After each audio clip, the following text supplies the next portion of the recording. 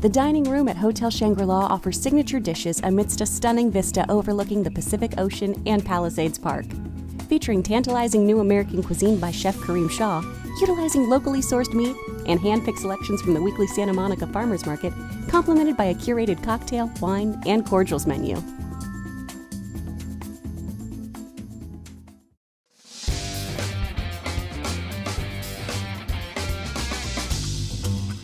Hi and welcome to In the Chair. I'm Brenton Garen, your executive editor of Westside today.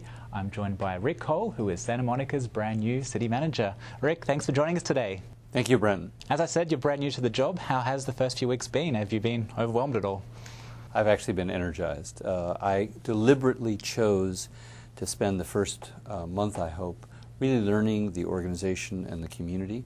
So I've had a chance to touch a lot of pieces of Santa Monica in the last 2.5 weeks. It's been really exciting. Mm-hmm. So why did you decide to apply for this job?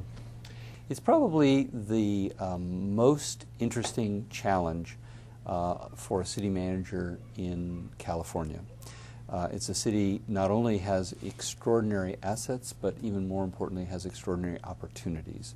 And probably the most significant opportunity right at the moment is to find the right balance on the issue of land use development and the evolution of the city, particularly with the coming of the Expo line. That's a huge change for the city, probably equal to or greater than the coming of the 10 freeway, 50, 60 years ago, or the coming of the Red Line nearly 100 years ago. This is a really seminal moment.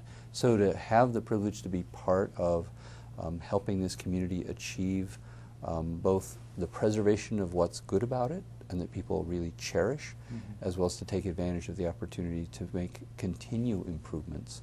I think that's a very exciting challenge, and that ultimately led me to choose to step away from a job I really loved, which was being deputy mayor in the city of Los Angeles. So now that you're in the job, do you know how many candidates you beat out?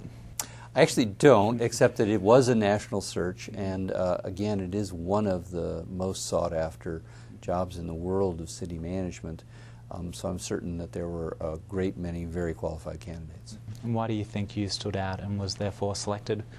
The council was unanimous, which I think indicates a couple of things, because sometimes people see the council as divided, particularly on development issues. And I think, so one of the reasons I think that the council selected me is because I've spent the last 30 years really grappling in Southern California with these development issues, including spending a lot of time paying attention to what's been happening here in Santa Monica. So I think the council hopes, and I certainly hope, that I'll help to find common ground on some of these divisive issues. And it's not common ground of like a split the baby compromise, but it's really what's listening to this side and their concerns and listening to this side and their concerns. Are there ways we can reconcile those legitimate concerns on either side? I really do think that's possible. The other thing is that I really enjoy civic engagement. That's not something that I find foreign. For a lot of city managers, civic engagement is something you sort of put up with so you can run the government. I actually have the opposite view. We're here for the citizens. And so connecting with our citizen customers is, I think, the most important part of the job. I think my track record for that and my enthusiasm for that, I think the council felt that the time was ripe now to really engage with our citizens. It's a very engaged citizenry, but right now there's a pretty strong vocal narrative that the city hasn't been listening. True or not true, that perception is got to be dealt with. And so I intend to engage with the citizens, and I'm going to enjoy it.